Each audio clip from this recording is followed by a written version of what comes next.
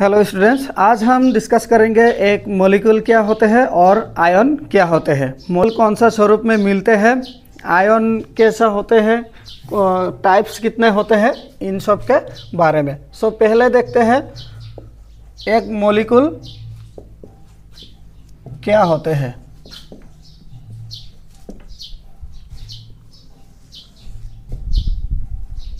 हम लोग पिछले क्लास में देखा था एक परमाणु यानी एटम क्या होते हैं। आज देखेंगे मॉलिक्यूल यानी एक अणु क्या होते हैं।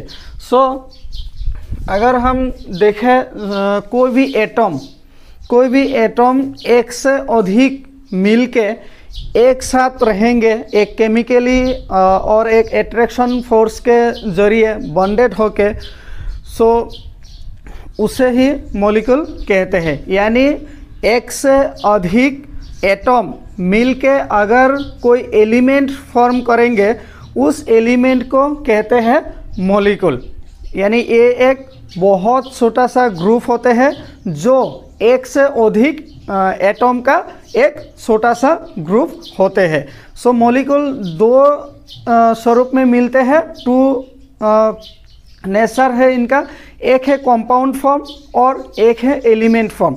एलिमेंट में क्या होते हैं, एक ही तरह की दो से ज़्यादा या दो एटम मिला हुआ होते हैं, और कंपाउंड में क्या होते हैं, एक से अधिक एटम, और वो एटम भी अलग अलग एटम मिला हुआ होगा। जैसे कि हम लोग एग्जाम्पल लेते हैं एक एलिमेंट का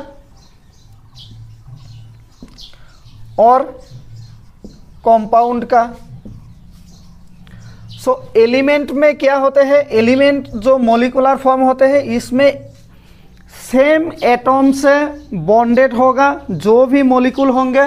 जैसे कि H2, ये एक मॉलिक्यूल है और इसको एलिमेंट भी कहते हैं।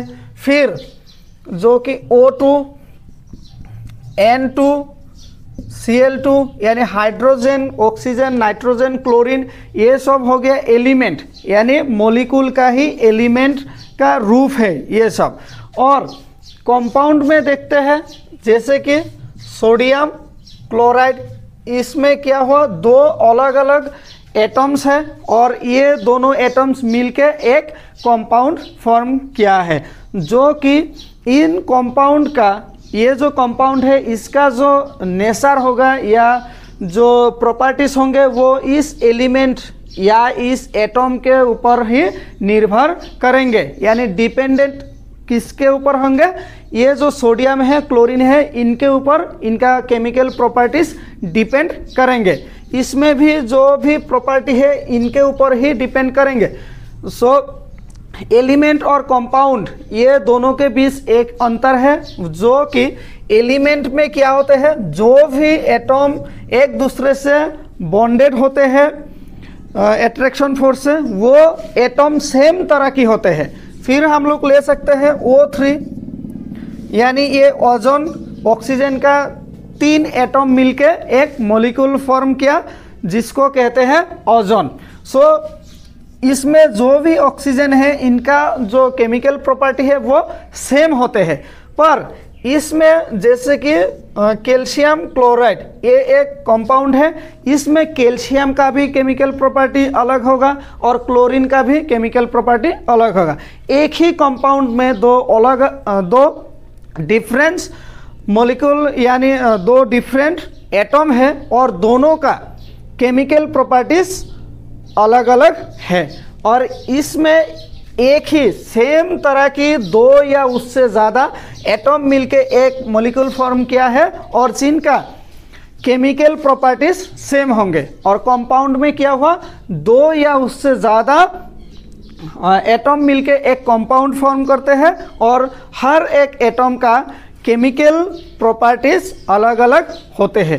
ये होते हैं कंपाउंड और एलिमेंट का डिफरेंट। और मॉलिक्यूलर फॉर्म, मॉलिक्यूलर फॉर्म कितने प्रकार की होते हैं, 2 प्रकार की। एक एलिमेंट यानी जिसमें एक ही तरह की दो से ज़्यादा एटम मिलके फॉर्म करेंगे एलिमेंट, और एक होते हैं कंपाउंड जिनमें दो या उससे ज़्यादा अलग अलग एटम मिलके एक कंपाउंड फॉर्म करेंगे। और दूसरा पॉइंट, एलिमेंट में जितना भी एटम होंगे बॉन्डेड एटम, उन सभी का एक साथ रहने वाला सभी एटम का सेम तरह की केमिकल प्रॉपर्टी होते हैं। जैसे कि ये O2 हुआ, इसका जो पहला ऑक्सीजन का जो केमिकल प्रॉपर्टी होंगे दूसरा ऑक्सीजन का भी सेम केमिकल प्रॉपर्टी होंगे। और कंपाउंड में क्या होते हैं, हर एक एटम का अलग अलग केमिकल प्रॉपर्टीज होते हैं, क्योंकि इसमें जो भी एटम मिला हुआ है सब अलग अलग होते हैं। सो ये है मॉलिक्यूल और उनका दो टाइप्स, एक है एलिमेंट और एक है कंपाउंड। अब हम देखते हैं आयंस क्या होते हैं और आयंस का कितने प्रकार होते हैं। What is an ion?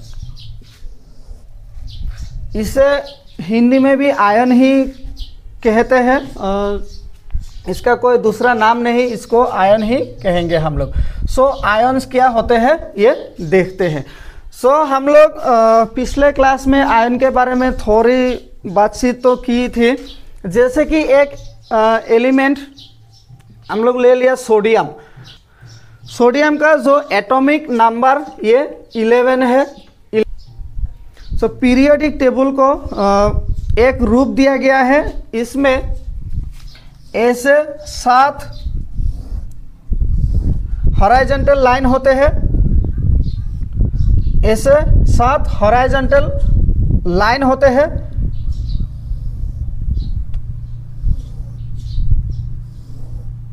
सात हॉरिजॉन्टल लाइन होते हैं, इसको पीरियड कहते हैं। और ऐसे 18 वर्टिकल लाइन होते हैं जिनको कहते हैं वर्ग। सो इसमें पहला जो हॉरिजॉन्टल लाइन है इसमें 2 एलिमेंट रहते हैं, एक होता है हाइड्रोजन और एक होता है हीलियम।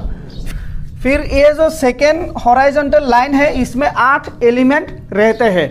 यानी जो भी एलिमेंट है उनको एक तरह की जो प्रॉपर्टी है उनका भाग इस पीरियोडिक टेबल से ही किया गया है।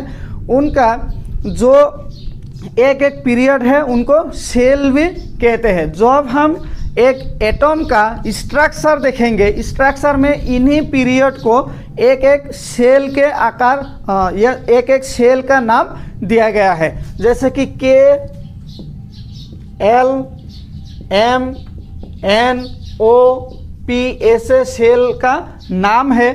सो पहला जो सेल होते हैं इनमें 2 इलेक्ट्रॉन होते हैं, फिर दूसरा में 8 इलेक्ट्रॉन होते हैं, 8 इलेक्ट्रॉन होते हैं, ऐसे इनका 8-8 होते हैं, जो कि एक ऑक्टेट रूल है। उन ऑक्टेट रूल को फिलअप करते हैं और ऑक्टेट रूल के मुताबिक हर एक एलिमेंट या हर एक एटम का जो आउटर मोस्ट सेल होगा उस आउटर मोस्ट सेल में हमेशा 8 इलेक्ट्रॉन होंगे। उससे कम या उससे ज़्यादा नहीं हो सकते, कम हो सकते हैं।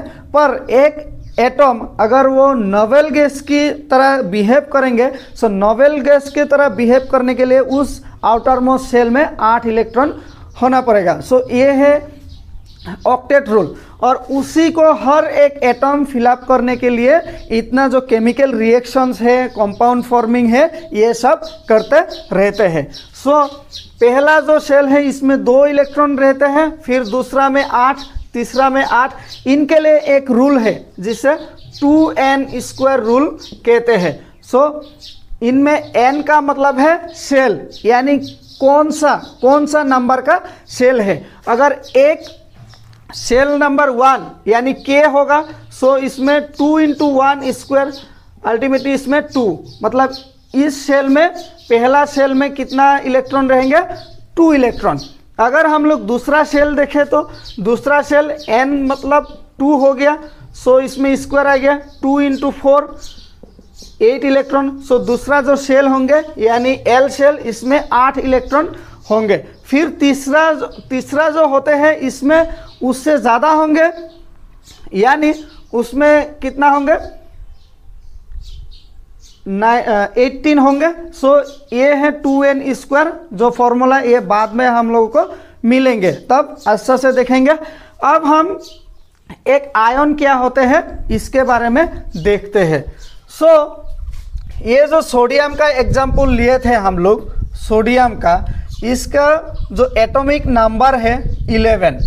इसको कैसे हम लोग एक पीरियोडिक टेबल में इस पोजीशन या इसको कैसे हम लोग इलेक्ट्रॉन में भाग करते हैं ये देखते हैं। ये जो 11 इलेक्ट्रॉन है, पहला जो शेल होते हैं उसमें 2 इलेक्ट्रॉन रहते हैं, 2 से ज़्यादा नहीं रहते हैं, हाइड्रोजन और हीलियम। ये हो गया। फिर दूसरा जो शेल आया उसमें 8 इलेक्ट्रॉन रहते हैं, यानी 2 8 कितना हो गया 10। ये दूसरा सेल भी, एल सेल भी कंप्लीट कर लिया। फिर इसमें कितना इलेक्ट्रॉन बचा हुआ है, 1 इलेक्ट्रॉन बचा हुआ है। अभी 2 + 8 10 + 1 11 हो गया। सोडियम का जो पोजीशन होगा, सोडियम का पोजीशन पीरियोडिक टेबल में यहाँ होगा।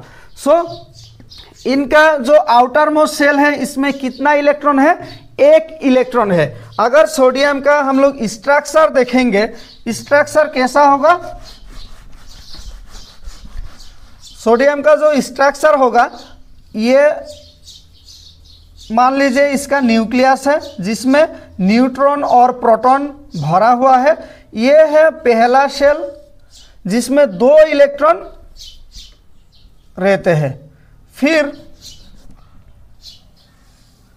ये है दूसरा शेल जिसमें 8 इलेक्ट्रॉन रहते हैं।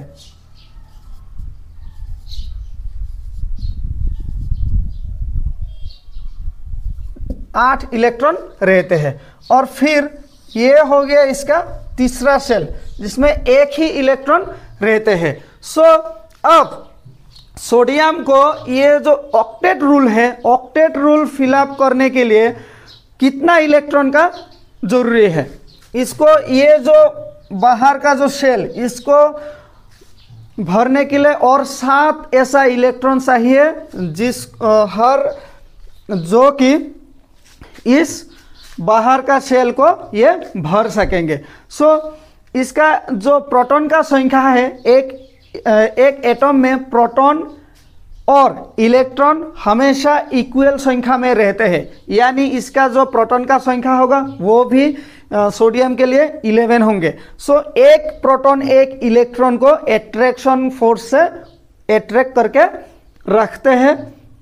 इसीलिए अगर इस सोडियम को हम लोग 7 इलेक्ट्रॉन, एक्स्ट्रा 7 इलेक्ट्रॉन दे देंगे तब क्या होगा, ये जो प्रोटॉन है ये 7 इलेक्ट्रॉन को एट्रैक्ट करने की क्षमता नहीं रखते हैं। 7 इलेक्ट्रॉन को एट्रैक्शन करने की क्षमता इसके पास नहीं है, इसीलिए एक्स्ट्रा 7 इलेक्ट्रॉन ये नहीं रख सकते।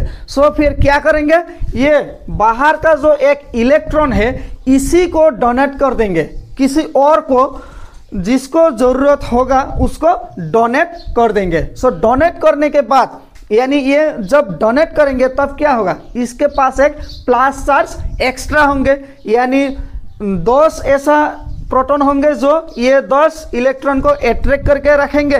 फिर एक ऐसा प्रोटॉन होंगे जो कि एट्रैक्ट करने के लिए उसके पास इलेक्ट्रॉन नहीं होंगे। वही प्रोटॉन जो है प्लस के रूप में रहते हैं।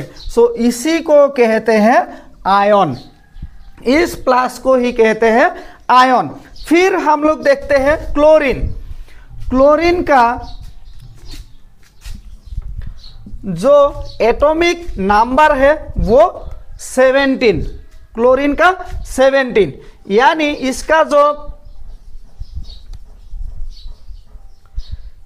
जो पहला जो शेल होते हैं इसमें भी 2 इलेक्ट्रॉन होते हैं। फिर दूसरा जो शेल होते हैं उसमें 8 इलेक्ट्रॉन होते हैं, 8 इलेक्ट्रॉन होते हैं। फिर तीसरा जो शेल होते हैं इसमें कितना होंगे, इसको 2 8 7, ये हो गया 17। 1 2 3 4 5 6 7, इसमें 8 इलेक्ट्रॉन होते 7 इलेक्ट्रॉन होते हैं आउटर मोस्ट शेल में।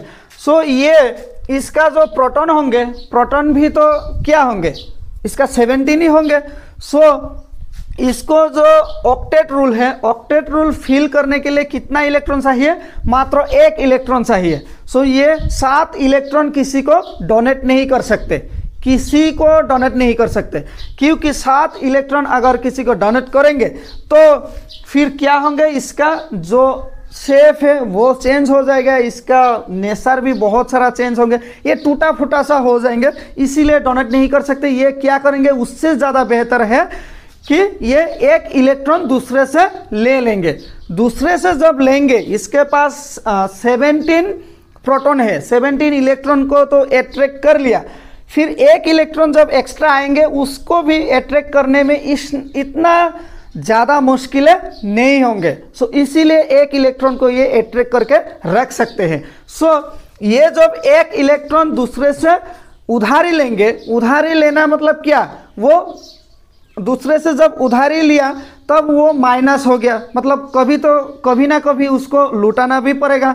सो इसीलिए वो माइनस में लिखते हैं, यानी Cl माइनस, यानी 1 इलेक्ट्रॉन ये उधारी लिया और ये प्लस, यानी 1 इलेक्ट्रॉन ये दूसरों को डोनेट किया। सो ये होते हैं आयन।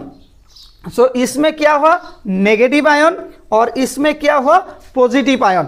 सो जो भी पॉजिटिव आयन होते हैं इन सभी को कहते हैं कैटायन, और जो नेगेटिव आयन होते हैं इनको कहते हैं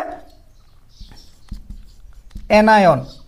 नेगेटिव आयन को एनायन कहते हैं और पॉजिटिव आयन को कैटायन कहते हैं। सो यही नेगेटिव और पॉजिटिव आयन मिलके जो कंपाउंड फॉर्म करते हैं उसको कहते हैं आयोनिक कंपाउंड। सो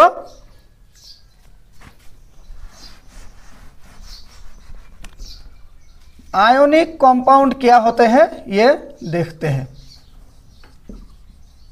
आयोनिक कंपाउंड, आयोनिक कंपाउंड क्या होते हैं, एक पॉजिटिव आयन और एक नेगेटिव आयन मिलके जब दोनों के बीच मिलके अट्रैक्शन फोर्स के जरिए एक कंपाउंड फॉर्म होंगे उसी को कहते हैं आयोनिक कंपाउंड। जैसे कि ये सोडियम, इसके पास एक प्लस आयन है, और एक क्लोरीन, इनके पास नेगेटिव आयन है। सो ये दोनों के बीच जब अट्रैक्शन होंगे इसमें कोई भी बॉन्ड फॉर्म नहीं होंगे। जैसे कि हम लोग कोवेलेंट बॉन्ड देखा था, जब हाइड्रोजन हाइड्रोजन के बीच एक बॉन्ड फॉर्मेशन हुआ था और मॉलिक्यूलर फॉर्म में ऑक्सीजन ऑक्सीजन में देखा था। सो ऐसा कोई बॉन्ड फॉर्म नहीं होंगे, इसमें एक अट्रैक्शन फोर्स के जरिए ही कंपाउंड फॉर्म करेंगे, और वो जो अट्रैक्शन फोर्स है वो कोवेलेंट बॉन्ड से बहुत हायर होते हैं। इनका जो मेल्टिंग पॉइंट है वो बहुत हायर होते हैं कोवेलेंट बॉन्ड से। सो ये अट्रैक्शन फोर्स के जरिए ही सोडियम क्लोराइड का फॉर्म करेंगे, इसीलिए सोडियम कंपाउंड को कहते हैं। ये जो सोडियम क्लोरीन है, सोडियम क्लोराइड है, ये एक आयोनिक कंपाउंड, और इसका जो मेल्टिंग पॉइंट है ये जैसे कि वाटर, जो वाटर है ये हमेशा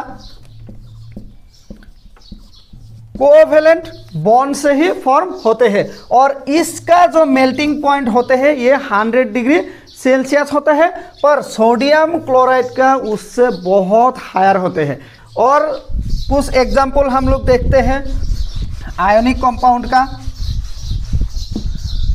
जैसे कि मैग्नीशियम क्लोराइड हो गया, कैल्शियम क्लोराइड हो गया, ये सब आयोनिक कंपाउंड है।